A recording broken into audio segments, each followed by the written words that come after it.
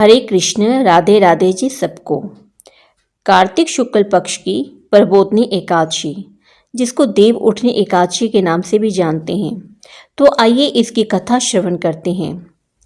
एक बार ब्रह्मा जी बोले, हे मुनिस्तम, पापों को दूर करने वाली, पुण्य को बढ़ाने वाली, बुद्धिमानों को मोक्ष देने वाली प्रबोधनी एकादशी का महात्म्य सुनो। हे विपेंद्र, भागीरथी गंगा पृथ्वी पर तभी तक गरजती है जब तक पापों को नाश करने वाली कार्तिक में प्रबोधन एकादशी नहीं आती। तीर्थ, समुद्र, सरोवर तभी तक गरजते हैं जब तक कार्तिक की प्रबोधनी एकादशी नहीं आती। 1000 अश्वमेघ और 100 राजसूय यज्ञ का फल मनुष्य को प्रबोधनी एकादशी के उपवास से मिलता है। नारद जी बोले, एक बार भोजन से, नक्त भोजन और उपवास से क्या पुण्य होता है, सो मुझसे कहिए।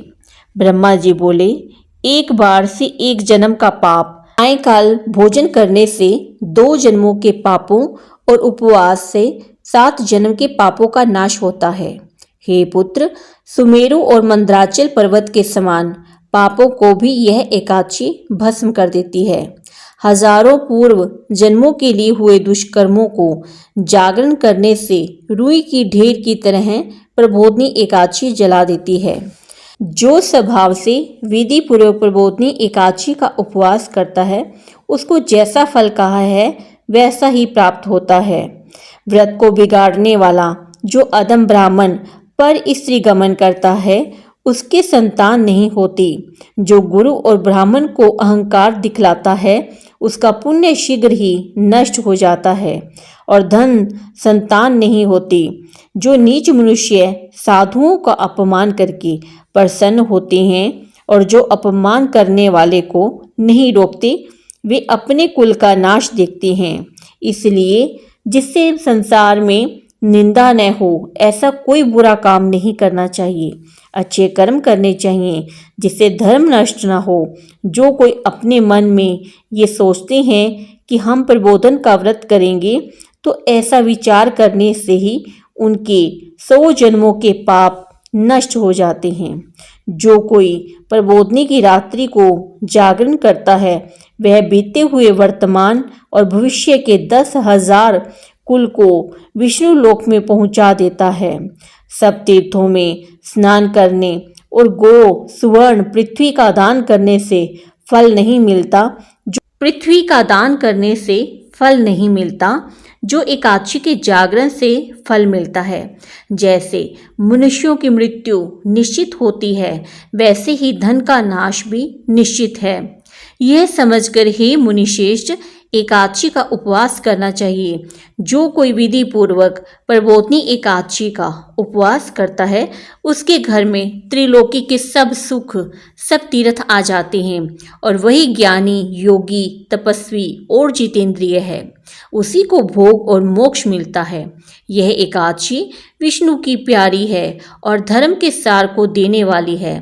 इसका एक बार व्रत करने से ही मोक्ष का भागी हो जाता है। जो मनुष्य एकादशी का व्रत करके भक्ति से भगवान का पूजन करते हैं, उनके 100 जन्मों के पाप दूर हो जाते हैं।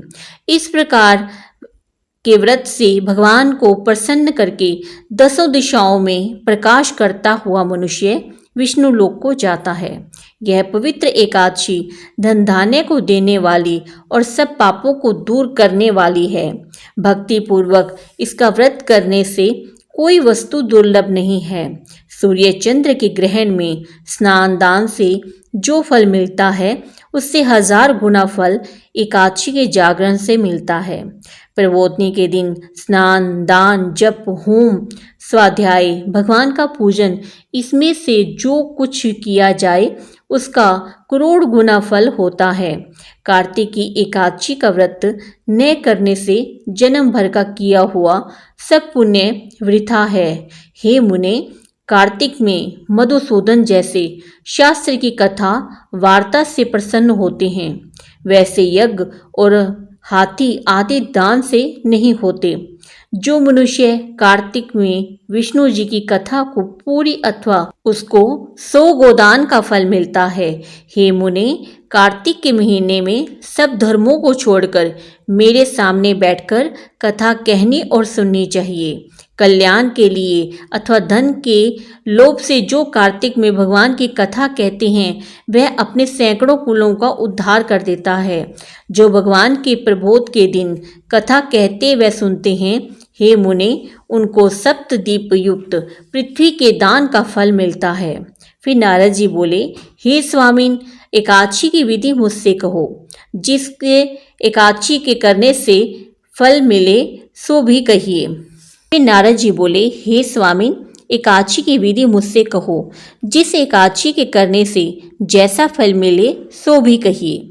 यह सुनकर ब्राह्मण बोले, हे द्विजोतम, एकादशी को प्रातःकाल उठकर दातुन करके स्नान करें। नदी, तालाब, कुआं, बावड़ी अथवा घर में स्नान करके केशव भगवान का पूजन करें। फिर कथा सुनो। नियम के लिए यह मंत्र पढ़ें। एकादशी को निराहार व्रत करके दूसरे दिन भोजन करना चाहिए। हे पुंडरीकाक्ष, मैं आपकी शरण में हूँ, आप मेरी रक्षा कीजिए। इस मंत्र को चक्रधारी भगवान के सामने पढ़ें। भक्ति भाव से प्रसन्नता पूर्वक उपवास करना चाहिए। रात्रि में भगवान के समीप बैठकर जागरण करें। हे मुने, जो गाता है, नाचता है, बाजे बजाता है अथवा भगवान की कथा को कहता व सुनता है, वह पुण्यात्मा तीनों लोकों के ऊपर निवास करता है। कार्तिक में प्रबोधनी के दिन बहुत से फूल, फल, कपूर, अगर, कुमकुम से भगवान का पूजन करना चाहिए। एकादशी जागरण अनेक प्रकार के सुंदर फलों से भगवान का पूजन और शंख में जल भरकर जनार्दन को अर्घ्य देना चाहिए। जो दिव्य अगस्त्य फूलों में जनार्दन का पूजन करता है, उसके लिए भी इंद्र भी हाथ जोड़ता है। जो कार्तिक में भक्ति पूर्वक भगवान की बेलपत्र से पूजा करते हैं, उनकी मुक्ति हो जाती है। हे वत्स, कार्तिक में जो तुलसी के पत्ते और फूल से जनार्दन की पूजा करते हैं, उनके 10,000 वर्षों के पाप भस्म हो जाते हैं। तुलसी का दर्शन, स्पर्श, ध्यान, कीर्तन, नमस्कार, स्तुति करने से, पौधा लगाने से, सींचने और नित्य पूजन करने से तुलसी शुभ फल देती है। जो नित्य प्रति तुलसी की सेवा, 9 प्रकार की भक्ति करते हैं, वे करोड़ों युगों तक वैकुंठ में निवास करते हैं। हे मुने, कार्तिक में गुलाब के फूलों से जो परम भक्ति से भगवान का पूजन करता है, वह मुक्ति का भी भागी होता है। बकुल और अशोक के फूलों से जो भगवान की पूजा करते हैं, उनको जब तक सूर्य चंद्रमा है तब तक शोक नहीं होगा। जो सफ़ेद या लाल कनेर के फूलों से जगन्नाथ जी की पूजा करते हैं, उनसे चारों युगों में केशव भगवान प्रसन्न रहते हैं। जो बड़भागी मनुष्य केशव के ऊपर आम का बोर चढ़ाते हैं, उनको करोड़ों गोदान का फल मिलता है। जो धूप के अंकुर से भगवान का पूजन करते हैं, उनको पूजा का 100 गुना फल प्राप्त होता है। हे नारद, जो छोंकरे के पत्तों से सुखदायी भगवान का पूजन करते हैं, वे भयंकर यमलोक के मार्ग सरलता से पार कर जाते हैं। हे विप्रेश, जो मनुष्य जनार्दन भगवान के ऊपर ककड़ी का फूल चढ़ाते हैं, उनको एक फल सुवर्ण चढ़ाने का फल मिलता है। जो मनुष्य सुनहरी केतकी का फूल जनार्दन भगवान पर चढ़ाता है, गरुड़ ध्वज भगवान उसके करोड़ों जन्मों के पापों को भस्म कर देते हैं। जो कुमकुम के समान लाल रंग की सुगंधित शतपत्री का फूल जगन्नाथ पर चढ़ाता है, उसका श्वेत द्वीप में निवास होता है। हे ब्राह्मण, इस प्रकार भक्ति मुक्ति को देने वाले से केशव भगवान का रात्रि में पूजन करके प्रातःकाल उठकर नदी के तट पर चला जाए। वहां स्नान, जप और नित्य कर्म करके घर जाकर विधि पूर्वक केशव भगवान का पूजन करना चाहिए। व्रत की धारणा के लिए बुद्धिमान मनुष्य ब्राह्मण भोजन करावे। भक्ति युक्त चित्त से सिर झुकाकर क्षमा मांगे और दक्षिणा देनी चाहिए। हे राजन, नक्त भोजी मनुष्य अच्छे ब्राह्मणों को भोजन करावे। अयाचित नियम से में सुवर्ण सहित बैल का दान करे। जिसने मांस भक्षण छोड़ दिया है, उसको दक्षिणा सहित गो देनी चाहिए। आंवले से स्नान करने के नियम में दही और शहद देना चाहिए।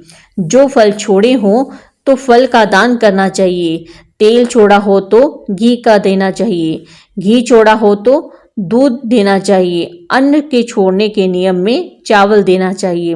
हे राजन, भूमि पर सोने वाले को गद्दा और चादर समेत शैया देनी चाहिए। पत्तल पर भोजन करने वाले को बर्तन में घी भरकर देना चाहिए। मौन धारण करने वाले को घंटा, तिल और स्वर्ण देना चाहिए। और व्रत करने वाला मनुष्य ब्राह्मण ब्राह्मणी को घी मिला हुआ सामान भोजन कराना चाहिए। विष्णु के मंदिर में अथवा देव स्थान में नित्य दीपक जलाना चाहिए। नियम की समाप्ति में तांबे या सुवर्ण की बेली घी भरकर उसमें लाख बत्ती रखकर विष्णु के भक्त ब्राह्मण को देना चाहिए। ब्राह्मणों को नमस्कार करके विदा करें, फिर आप भोजन करें। 4 महीनों में जो छोड़ा है उसकी समाप्ति करनी चाहिए। हे राजन, जो बुद्धिमान इस प्रकार आचरण करता है उसको अनंत फल मिलता है, अंत में वे कुंठ को जाता है। यदि व्रत बिगड़ जाए तो मनुष्य अंधा व कोढ़ी हो जाता है। जो तुमने मुझसे पूछा था वह मैंने तुमसे कहा, इसके पढ़ने और सुनने से भी गोदान करने का फल प्राप्त होता है। इसी के साथ यह प्रबोधनी एकादशी अथवा देव उठनी एकादशी की व्रत कथा समाप्त होती है। हरि बोल, हरि बोल, हरि बोल। राधे राधे जी सबको।